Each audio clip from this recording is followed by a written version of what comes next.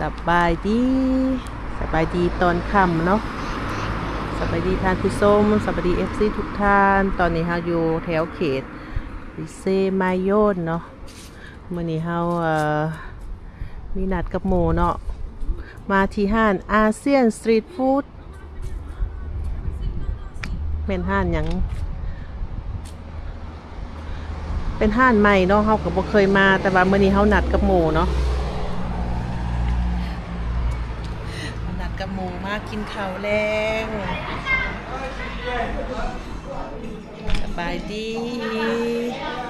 โอ้สบายดีเพื่อเขามาเบิ่งอาหารเพิ่นเนาะ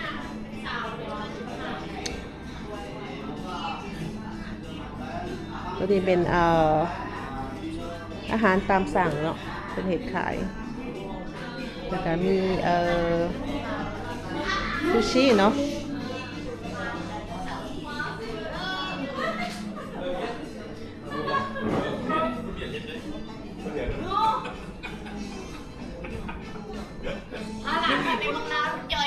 สบายดีพอดีเป็นเจ้าของห้างเนี่ยเนาะแมนบอแมนโอเคเจ้าของห้างเนาะห้าง AB Asian Street Food นี่เนาะสบายดีทุกคนป้าบอกคิดว่าสิหลายคนปานนี้เนาะคิดว่าบ่ค่อยว่าสิมาแต่2คนผัวเมีย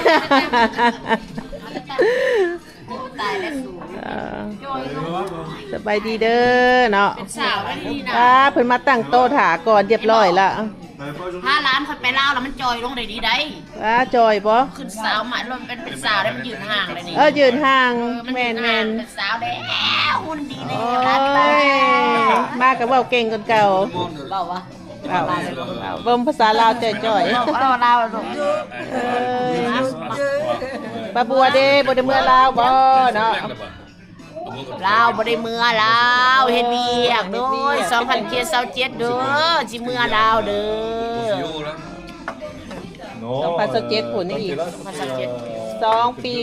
อีก2ปีไหนเนาะมาอุดหนุนห่านใหม่เด้อโอ้เป็นห่านใหม่เนาะบ่เคยมาจักเทื่อใดอยากกินข้าวเปียกข้าวเปิกปื้อก็มาเด้อเห็นบ่เอาเพิ่นมีหยังมันเป็นหยังเจ้าผู้เคยมาแนะนำแน่มีข้าวเปียกแล้วก็ขายเครื่องข้าวราดหน้าราดหยังทะเลบ้านเขาขึ้นข้าวราดหน้าเปิดมีข้าวเปียกเนาะมีข้าวเปียกมีเฟอโอ้มีข้าวเปียกกับเฟอโอ้ยตกแล้วมีข้าวเปียกกับเฟอแล้วก็มีข้าวราดหน้าซีมเบิงเอาสิสั่งยังก่อนสั่งแล้วบ่พวกเจ้ามากินข้าวราดหน้าอยู่ได้กินไหมลูกเอากินสั่งแล้วบ่พวกเจ้ายังติกินเบียร์ก่อนแล้วว่าแม่เบียร์มากินก่อนนะมั้ยแก้วก่อนแล้วว่าคนน่ะเสิร์ฟเองบ่เอาเบียร์ยังนะมีเบียร์ซิงเบียร์เสืองลังสั่งเอาเลยเบียร์ซิงมาตายยังกับเบียร์ซิงบ่ซิงก็เอาโลดเนาะอ้าวแช่บ่ลูกสิบ่ว่าเบิ่งสำรวจห้านเพิ่นเนาะก็ได้พี่เนาะก็ห้านเพิ่น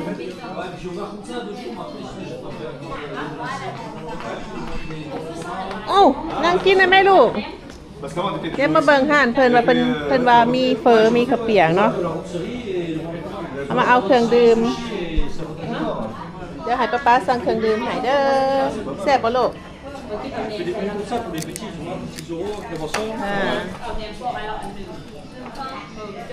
กำลังแนะนำเมนูให้กันเนาะว่ามีหยังแด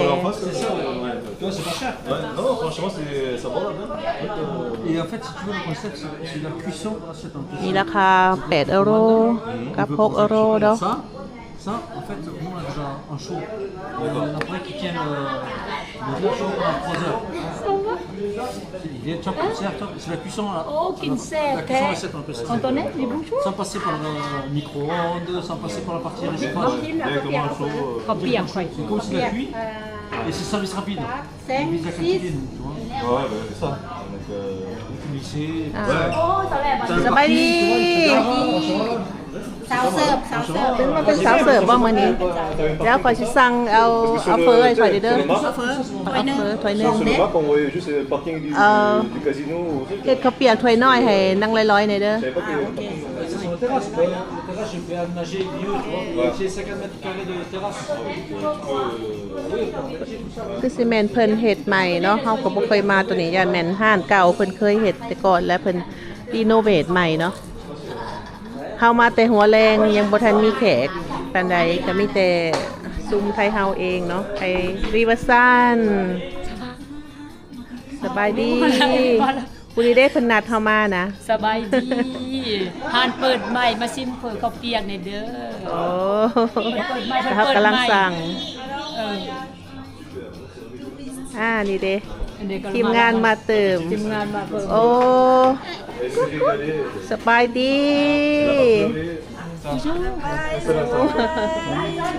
สบายบูจูสบาย โอ้ยนะเอา สบายดีคุณบอกเอ๊ะไม่เจออันนั้นกูเอ๊ะ Mais des...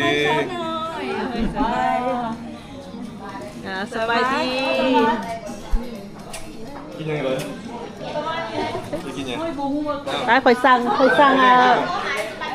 ฟอแล้วคอยสั่งข้าวเปียกถ้วยน้อยให้ลูก บอกเปอร์เซ็นต์พวกวิกเก็ต ให้มามีหลาเฮ็ดให้ เพราะว่า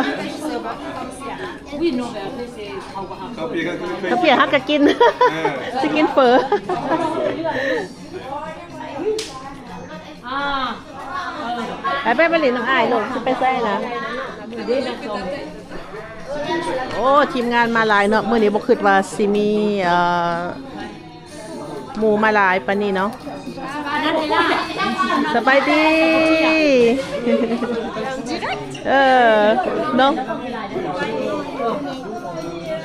เฮ้ย เมิดก็ลาจุเซลยังไปอีกเดี๋ยวคิดว่าสั่งไปจ่ายเลยหมดตัวนี้วิ่งลูกจ่ายเลย ไปนั่งลูกไปนั่งไว้เลย ยูไซอองตัวแดง เซินนาง ยูไซอองตัวแดงอองตัวแดง เซินนาง โอ้ยปลาอุ้มเดี๋ยวบ่ได้อุ้มหนูนะลูก โอ้ย ตอนยังน้อยๆนะปลาก็เฮ็ดแต่เวียกเฮ็ดแต่เวียกปลาก็ เส เฮ็ ร็ ด จ แต่ บ่ เวียก เนาะร้อยสิใหญ่ป้าแล้ว ปลาก็เฮ็ดแต่เวียกนะ หนีบใหม่ ได้แล้วงานเนาะไปเมืองลาวมาจดหยุดบ่แม่นจอดยืนห่างเลย ยืนห่างบ่กับอันนั้นเราบ่ค่อยกินข้าวปานใดเพราะมันร้อน โอ้ยมันยืนห่างนี่น่ะเขาเอิ้นเนาะน้อยยืนห่างน้อยสิใหญ่ ร้อนคุณพี่ ว่าเอาเครื่อง ร้อนอยู่วะ ว่าเอาเครื่องไปอันพอดีแล้วป้ามันร้อน ไปเสื้อกันจากโดดที่เขาห้องเอ โอ้โหยืนหน้าบ้านเราตอนนั้น ยาวิเอาโอ้ยว่าสิบ่เอาก็เอาแล้วไปเห็นผู้สาวงามปานนี้เนาะหามใจบ่ได้แล้ว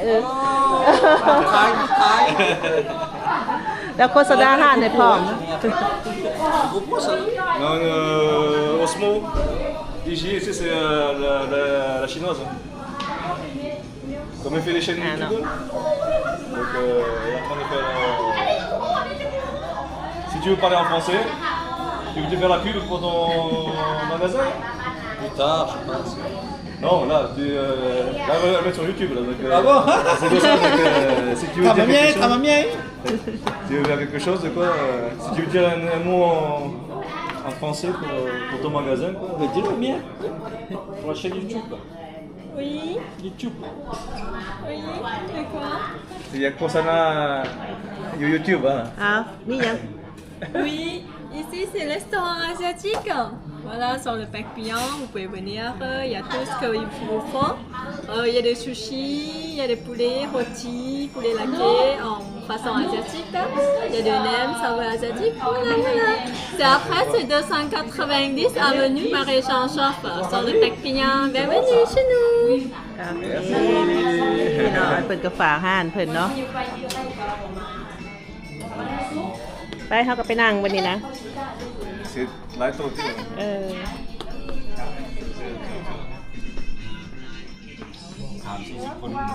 อันยกเกเด้อเอาเงียวๆเลยทางนี้ Sao mà kiểu sao kiểu lẹm cho nên là เอ้ยอ้ายโอ้แต่งๆเด้ออะไรมี Jean, สบายดีบ่เลยมีสิไม่เมื่อย Ça va aider les meufs, comme moi. Il y a que nous, quoi. Bah, quoi de pas ça sonne. Votre upload, t'as pas quoi, t'es ça en anglais. ที่กวดประชาชนเป็นตำรวจว่าเจ้า Ça me calme. โอ้ยถามมวนถามหลิดกันเนาะบ่ได้เห็นหน้ากันเฮิงแล้วเนาะไอ้น้อง Il faut les โอ้ยไป3 อาทิตย์น้อยเดียว Attends. แม่นความกระเจ้าเว้าแท้และหน่อยแท้หน่อยว่าหายใจน้ำกับบ่ทัน De quoi? Des poules, même 3 heures. ครัวเฮาเป็นค่าเฮ็ดเวียกเองอยู่เฮิงบ่ได้ C'était bonne. เพราะว่าไป2 เดือนพอดีงาม Quand tu avais celui qui vous Béziers, หน่อยบ่เอาหลายโพด quand il y a le mec qui est venu de Béziers, là, comment ça s'appelle? Aymine. Aymine? Oui, Aymine. Il en avait tué 9. โอ้ C'était bonne. ไปสร้างข้าวเปียก Ça tombe sur l'autre. C'est assez mélangé. Si ça tombe sur เดี๋ยวลองซิมเบิ่ง je te dis pas, hein. เดี๋ยวให้กินแล้วก็เนาะว่า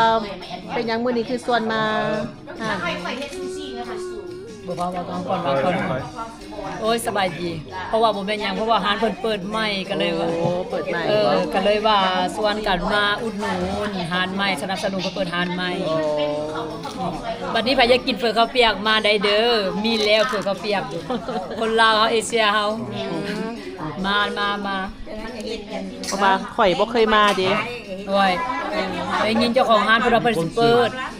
ก็เลยส่วนพวกเจ้ามาสนับสนุนแม่นหยังนะ โอ้ สนับสนุนร้านใหม่มาซิมน้ำกันเนาะเป็นแนวใดเนาะ เจ้านะตัวน้อยพาเบิ่งเนาะ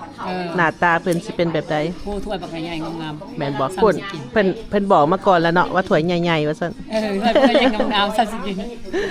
ทำเบิ่งได้ก็ตัวเฮ็ดหยัง ตอนนี้เฟอเฮาก็มาฮอดแล้วเนาะ นั่นว่าบ่แม่นอันนั้นว่าบ่แม่นตำหูว่า ว้าว เทมเขาอยู่ ถ้วยใหญ่อยู่เนาะ ถ้วยบักใหญ่ มาเด้อเชิญแซ่บน้ำกันเนาะค่ะเบิ่งข้าวเปียกเนาะสั่งข้าวเปียกให้ลูก ข้าวเปียกให้ลูกแม่ก็กิน ข้าวเปียกให้ลูกข้าวเปียกก็มาแล้ว เด้อสาวเสิร์ฟนี่สาวเสิร์ฟงามๆนี่นะ อันนั้น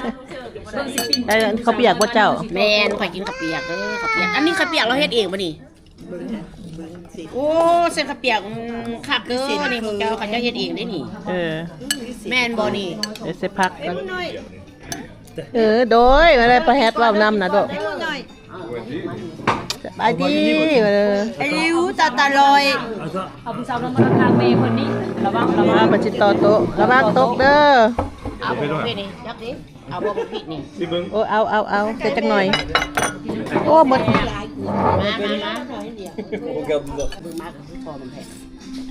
ตอนนี้ก็ได้ถ้วยหมดทุกคนแล้วปุณาท่านนี่ก็สิเบิดแล้วทางเฮายังเต็มอยู่เนาะค่าป้อนข้าวลูก สบายดีไหมลูกสบายดีกินข้าวเด้อไปเอาน้ำเดี๋ยวไปเฮ็ดนี่นะไปเฮ็ดนะสบายดีไรตอนนี้ครับก็กินเรียบร้อยแล้วเนาะเปิดกระเกียมสเก็บถ้วยเก็บจานละ เปิดเพิ่นแซ่บหลายเนาะวันนี้เฮาบ่ได้ซิมข้าวเปียกเพิ่นซ้ำเฮามากินเฟอเพราะว่ามื้อก่อนๆเฮาเฮ็ดข้าวเปียกกินแล้วอยู่บ้านเนาะก็เลยอยากมาซิมเฟอเพิ่นเนาะเป็นจังได๋ท่านี้แซ่บบ่ โอ้ยแซ่บหลายมาเด้อพี่น้องถ้วยเบิ่งลูกถ้วยเพิ่นเพิ่นนี่แซ่บหลายมาเด้อมาอุดหนุนได้เด้อ เหลือแต่ถ้วย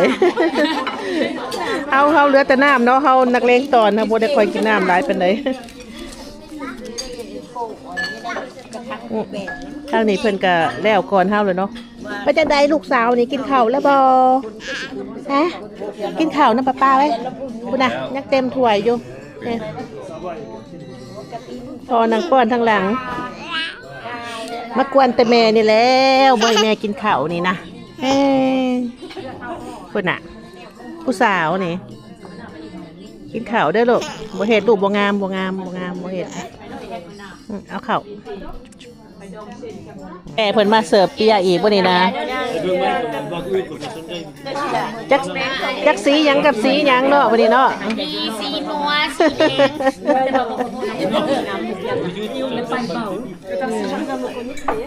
อันนี้คันข้าวบุกินน้ำดีดีได้มีแบบได้กินแล้วพัด แต่ว่าบ่ได้มื้อเนาะมื้อนี้เนาะนั่งจุดปิดห้านบ่มื้อนี้ ไอ้บัวเจ้าสินั่งจุดปิดห้านเพราะว่ามื้อนี้ เสื้อได้9 โมงมันปิดได้เด้อเกี่ยวกินเด้อ อ๋อมันปิด9 โมง ไอ้นางแม่เบียร์ เบิ่ง เบียร์ อ่า ใส่เอาเบียร์บ่หั่นบอก จุด เดี๋ยวคนมากินไข่ได้เนาะเดี๋ยวบนเรือเนาะ Yan på det.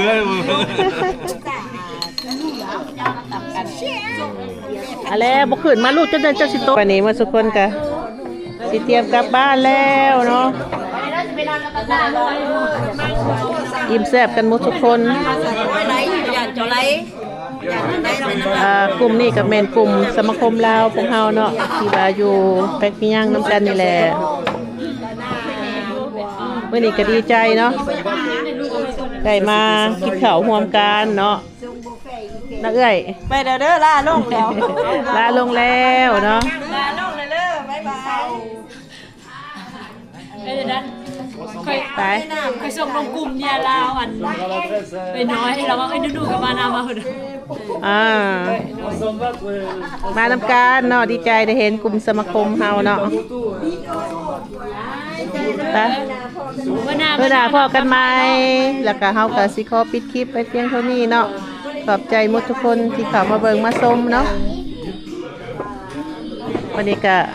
เตรียมไปจ่ายเงินเนาะจะเพิ่นไล่กันแบบใด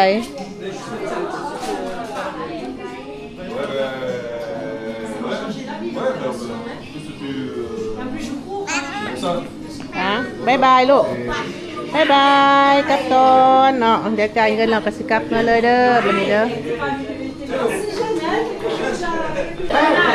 ดีใจเนาะมื้อนี้ปันนัดกันมาไปพ่อบ่สุขุสุคน ยังค่อยให้ยังบริจาคเลยยังมั่วยังบริจาคได้ On a pas assez aujourd'hui, c'est pour ça. ยังมั่วยังบริจาคเลย J'ai pas eu, j'ai Voilà. commandé, il y en a ท่านี่เขาเจ้าบ่เก็บแก้วบ่ Prochaine fois. เออ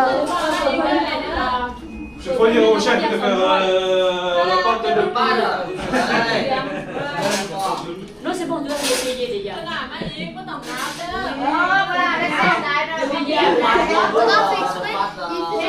โอเคอาหารเพิ่นก็แซ่บเนาะมื้อนี้ Ouais. กับม่วน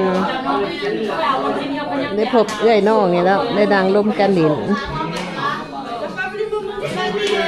ก็จะได้ก็ขอบใจทุกคนเด้อที่เข้ามาเบิ่งมาชมคลิปของเฮาเนาะฝากติดตามช่องของเฮานี่เด้อเนาะนูๆสาวลาวฝรั่งเศสใต้เนาะ